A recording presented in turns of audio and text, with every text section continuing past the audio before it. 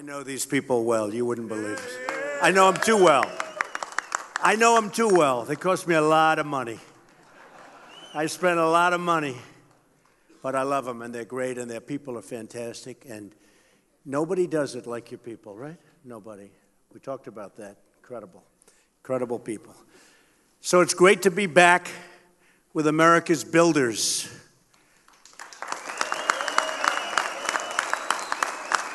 So did you ever think you'd see a president who knows how much concrete and rebar you can lay down in a single day? Believe me, I know.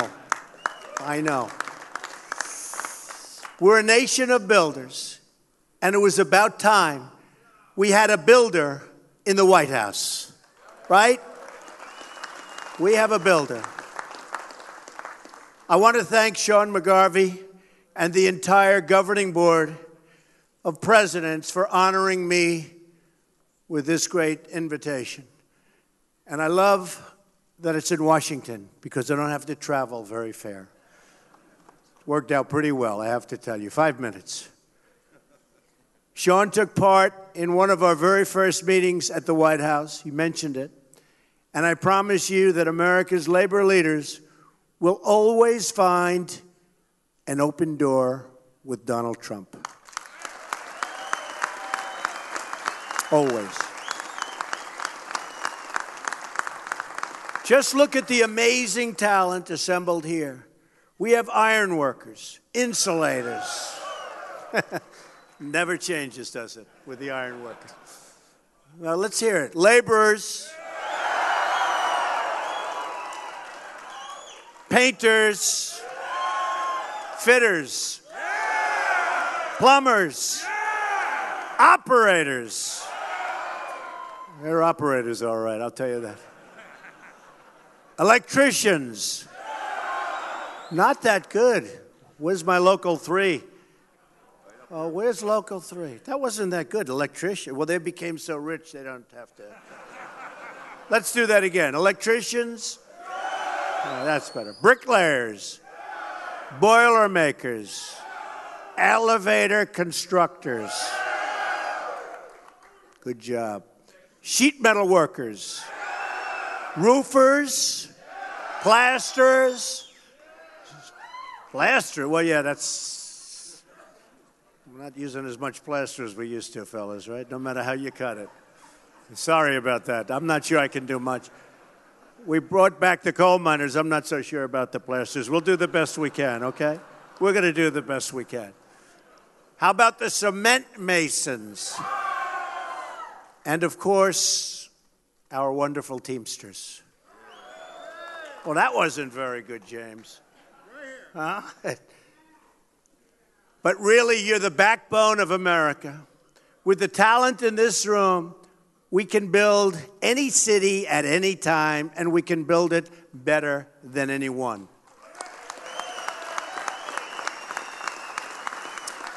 But we're going to do even better than that. Together, we are going to rebuild our nation. You're the keepers of the great trades and traditions that built our country.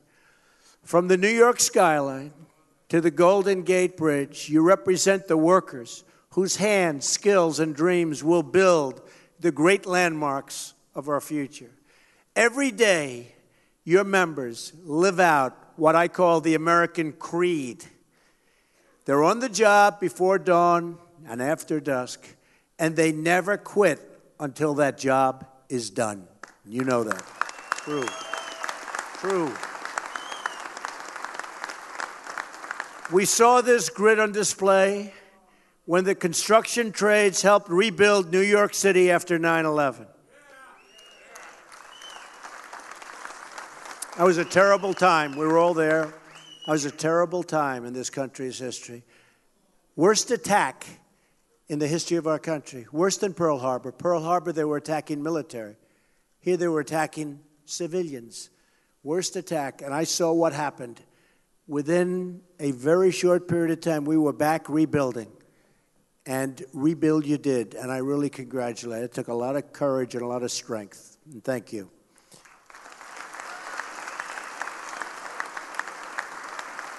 The fact is, you take pride in every part of your work, every joist, bolt, and rivet. You're not only builders, but you're artisans, very talented people. A lot of people don't understand. You're very talented people, enriching our cities and landscapes with works of great beauty. And just as you take pride in your work, our nation takes great, great pride in you, believe me. And it's time that we give you the level playing field you deserve.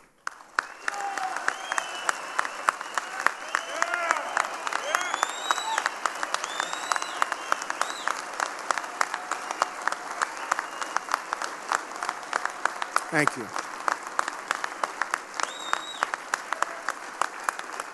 Thank you, folks. Washington and Wall Street have done very, very well for themselves. Now it's your turn, and you're going to be also sharing the wealth.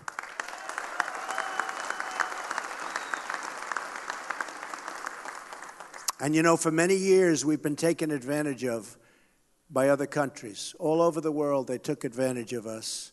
We had leaders that didn't have a clue, or worse. That's not going to happen anymore, folks. That's not going to happen anymore. And you see what's going on right now. In fact, the trade deficit went way down, just announced before I got on stage. And I will tell you, we're going to have a whole different set of values when it comes to representing our country. That I can tell you right now. This election was all about returning power to the people. I've spent my life working side by side with American builders, and now you have a builder as your president.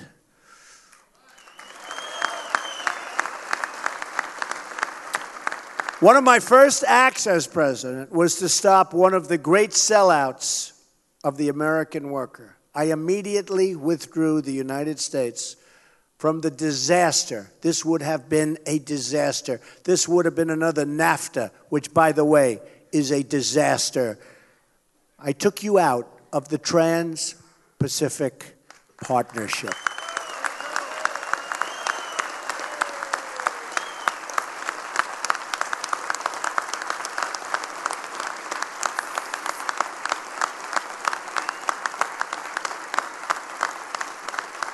Thank you.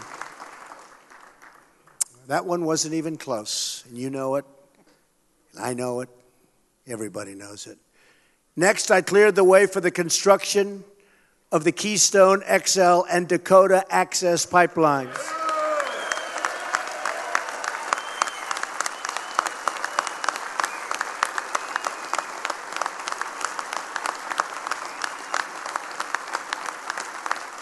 And it's looking like that's going to have about 42,000 jobs involved, those two jobs. That's some number of great people.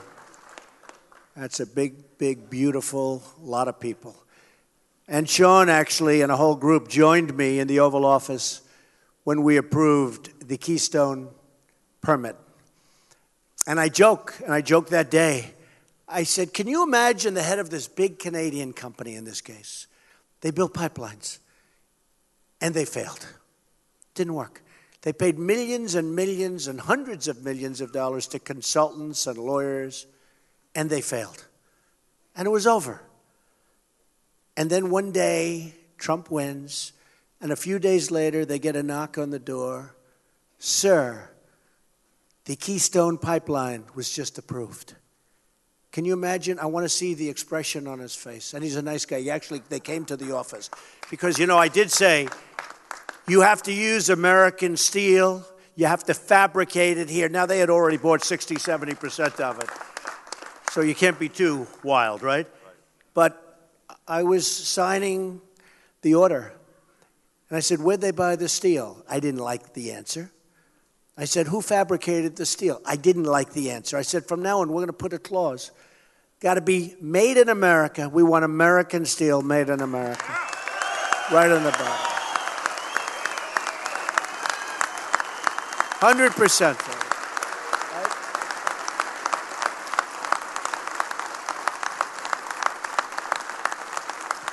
And you'll be hearing more about this in the very near future, but as time goes by, let's say over the next 7 3/4 years, meaning 8 years, we believe in 2 simple rules: buy American and hire American. That's what's going to be. And that's not just a slogan, it's a promise. Believe me, that's a promise.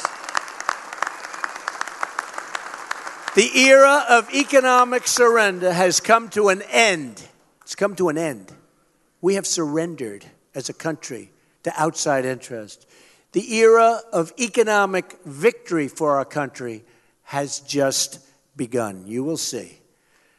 No longer will we listen to those failed consultants who've made one wrong prediction after another, delivering nothing but soaring trade deficits and a big, fat, shrinking workforce.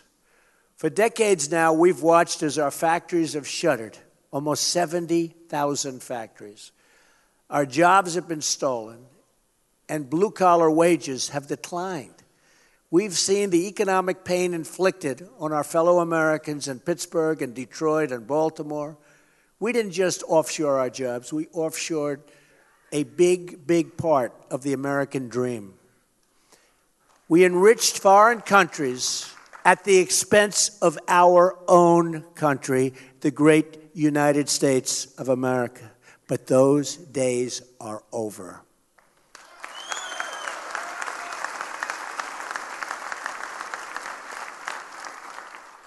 I'm not, and I don't want to be, the president of the world. I'm the president of the United States.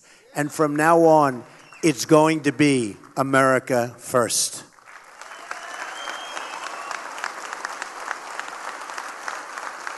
We're going to bring back our jobs, and yes, we're going to bring back the American dream.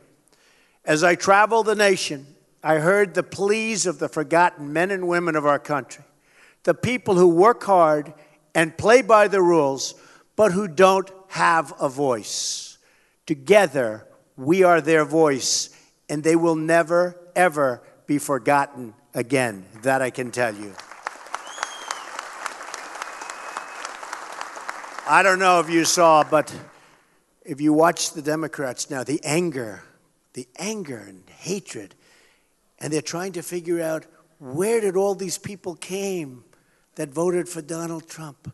Remember they said, because the Electoral College is very, very hard, they say almost impossible for a Republican to win.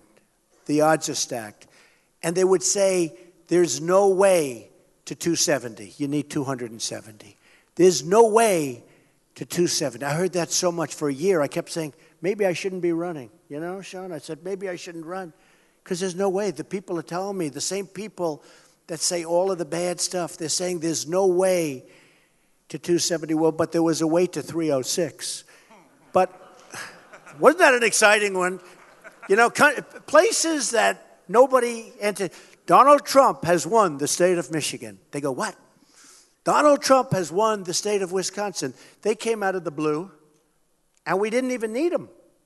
And we love those 2 states because we won the state of Pennsylvania, and we won Ohio, and Iowa, and North Carolina, and South Carolina, and Florida, and so many others. We ran the coast. And if you don't run it, you can't win. Huge disadvantage, the Electoral College. It's very, very tough. They say almost impossible for a Republican to win.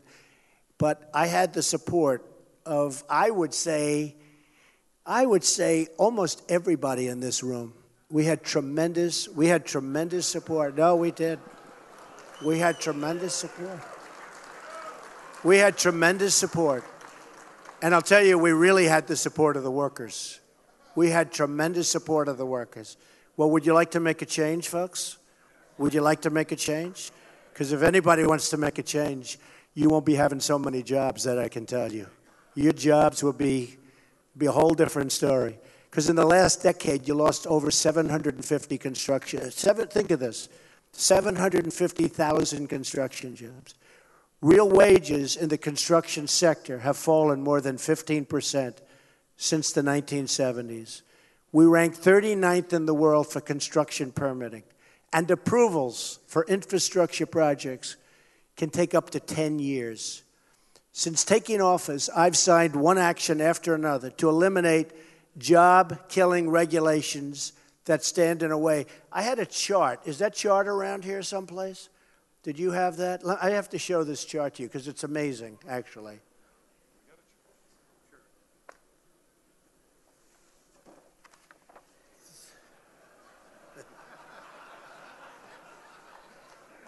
This is, if you want to build a highway in the United States, these are some of the permits that you need. It's a process that can take way over 10 years, and it just never happens. Then at the end of the period, they vote against it.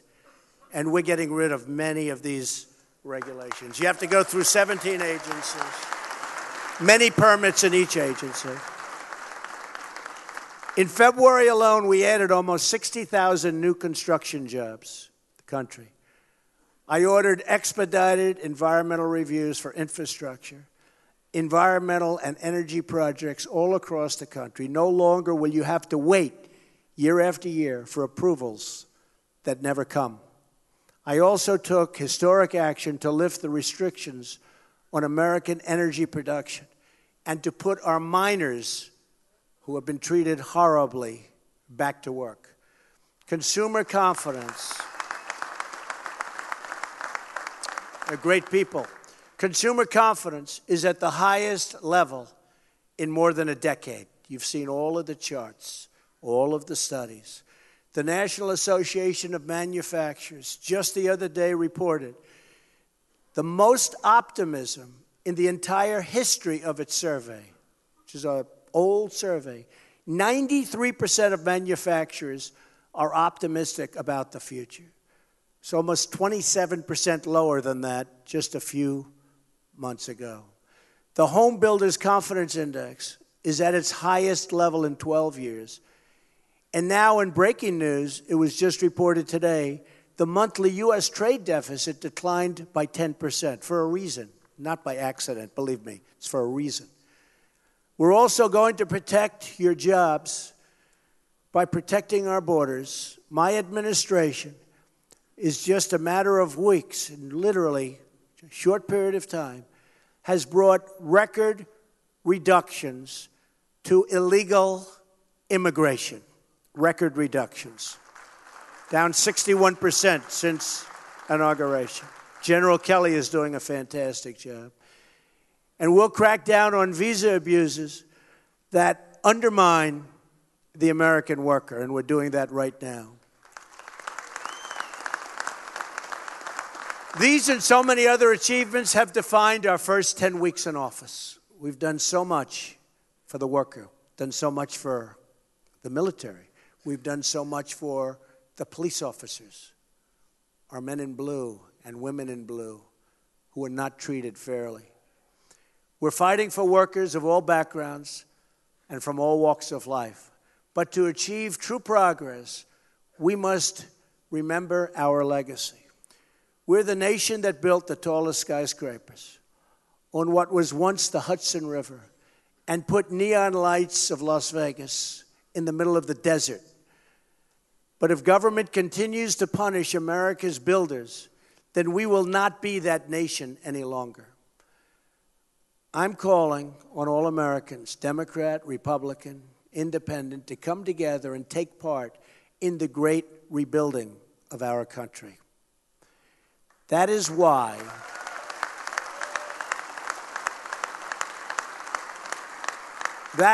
in my address to Congress, I called on lawmakers to pass legislation that produces a $1 trillion investment in the infrastructure of our country, and we need it.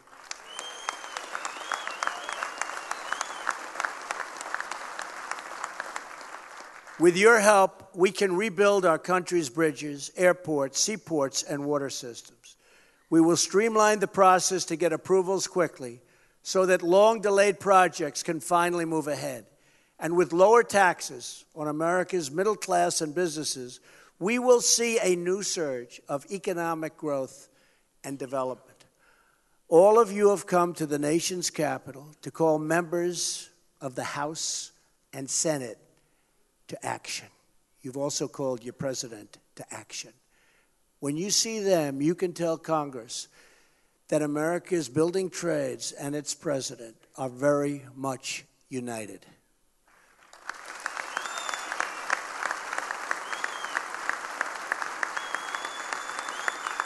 Thank you.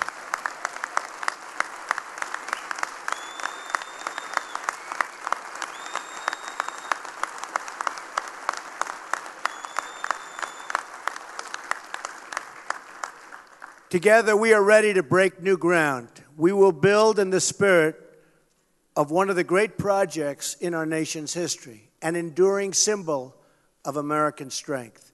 The Empire State Building was forged in the Great Depression and provided jobs for more than 3,000 workers. We've all seen the pictures, rugged workers perched dozens and dozens of stories up in the air.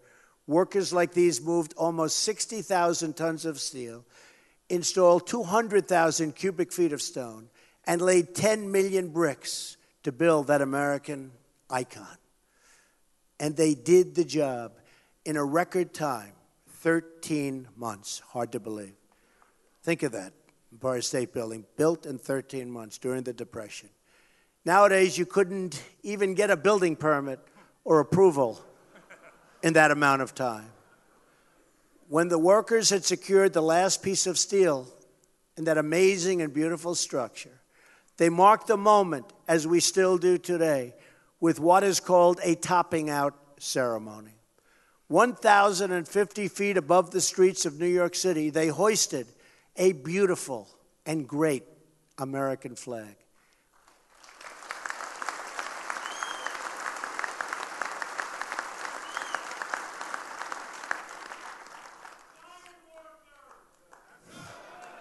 They did a good job. Those iron workers, you better believe it. It was an American flag that represented American projects, the big, bold, and daring dream of one man, and then one city, and then finally one people. That banner marked our nation's proud climb to the top of the world. Our people endured through the hardships of depression and the battles of World War II, and they emerged from these trials stronger and more united than ever before. Now we must again summon that same national greatness to meet the challenges of our time. Only miles from the halls of Congress and the newsrooms of Washington, you will find once thriving cities marred by empty lots and once booming industrial towns that have become rusted and are in total disrepair. Standing before me today in this very hall are the men and women who, if given the chance, can transform these communities. You are the citizens who can rebuild our cities, revive our industries, and renew our beloved country. And I know you will stop at nothing to get the job done.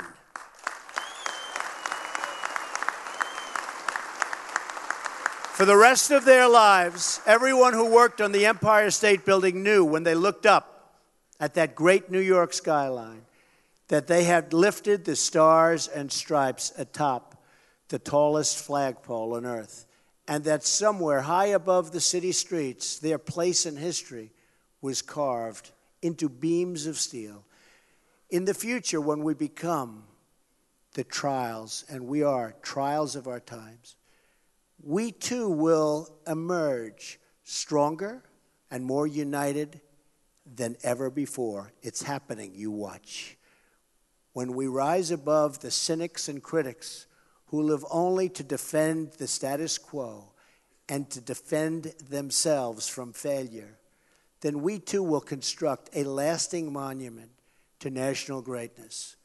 In this future, our nation's workers and craftsmen will look way out at the vast open landscape, and they will build new bridges and new schools and new landmarks, and they will proudly raise up for all to see our bright and beautiful American flag. And when we see that flag, we will remember that we all share one American home, one American heart, and one American destiny. May God bless our nation's builders. May God bless our nation's workers. and may God bless the United States of America. Thank you very much. Thank you.